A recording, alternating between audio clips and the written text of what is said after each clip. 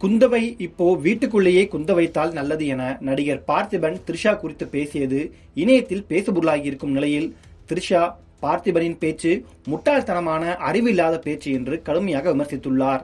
விஜயிடமிருந்து அவரது மனைவி சங்கீதா விவாகரத்து கேட்டு நீதிமன்றத்தில் மனு தாக்கல் செய்துள்ளார். அந்த மனுவில் விஜய் நடிகை ஒருவருடன் திருமணத்தை மீறிய உறவில் இருப்பதாக குற்றம் சாட்டியிருந்தார்.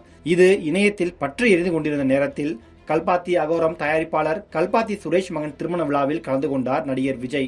சென்னையில் நடைபெற்ற இந்த திருமண விழாவில் நடிகை த்ரிஷாவுடன் விஜய் ஒரே காரில் ஒரே நிறத்தில் ஒரே மாதிரியாக உடை அணிந்து வந்தது சமூக வலைதளங்களில் பேசுபொருளானது. இதையடுத்து நிகழ்ச்சி ஒன்றில் பேசிய பார்த்திபனிடம் அவருடன் நடித்த நடிகைகள் குறித்து கேள்வி எழுப்பப்பட்டது. அப்போது பொன்னியின் செல்வன் படத்தில் குந்தவை கதாபாத்திரத்தில் நடித்த த்ரிஷா பற்றி கேள்வி எழுப்பப்பட்டது. அப்போது பேசிய பார்த்திபன், குந்தவையை இப்போ வீட்டுக்குள்ளேயே குந்த வைத்தால் நல்லது, நிறைய பிரச்சனைகள் வராமல் இருக்கும், எல்லா விஷயத்தையும் வெளிப்படையாக பேச முடியாது என கூறியிருந்தார். சில கவிதைகளை ரசிக்கலாமே தவிர அந்த கவிதைகளை வெளியில் சொல்லாமல் இருப்பது நல்லது என நினைக்கிறேன் என்று பேசியுள்ளார். பார்த்திபனின் இந்த பேச்சு இணையத்தில் ட்ரெண்டான நிலையில் நடிகை த்ரிஷா இன்ஸ்டாகிராமில் சரியான பதிலடி கொடுத்துள்ளார். அதில் ஒரு நிகழ்ச்சியில் என்னுடைய புகைப்படத்தையும் பெயரையும் காட்ட இருப்பதாக நிகழ்ச்சி ஏற்பாட்டாளர்கள் என்னிடம் கூறினார்.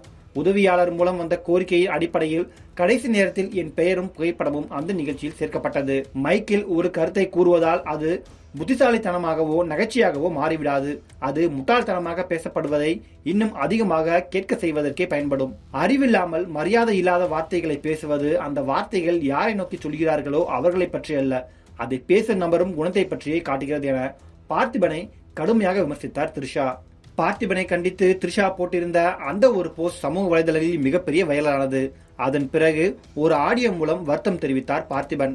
அந்த ஆடியோவில் விஜய் ரசிகர்கள் பற்றி பார்த்திபன் சொன்னதுதான் தற்போது சமூக வலைதளங்களில் விவாதிக்கப்படுகிறது.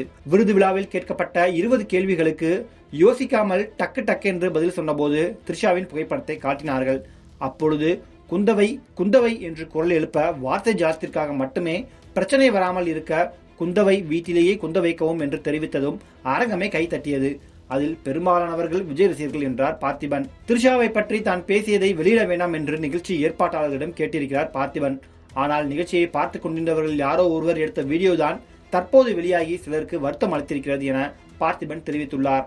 த்ரிஷா எப்படி பார்த்திபனின் பெயரை குறிப்பிடாமலே விமர்சித்திருந்தாரோ அதே மாதிரி பார்த்திபனும் த்ரிஷாவின் பெயரை சொல்லாமல் சிலருக்கு வருத்தம் என கூறியிருக்கிறார். அனைவரும் ஆண் பெண் என்கிற பாகுபாடு இல்லாமல் தேவையில்லாத கட்டுப்பாடுகளை விவாகரத்து செய்துவிட்டு சுதந்திரத்தை கைப்பிடித்து மகிழ்ச்சியாக வாழ வேண்டும் என நினைக்கிறவன் நான் என பார்த்திபன் தன் மனதில் பட்டதை தெரிவிக்க அதில் உள்கொத்தி இருப்பதாக விமர்சிக்கப்படுகிறது. அது மட்டுமல்லாமல் எது நடந்ததோ அது தவறாகவே நடந்திருக்கிறது என்பதன் அர்த்தமும் எங்களுக்கு புரிந்துவிட்டது.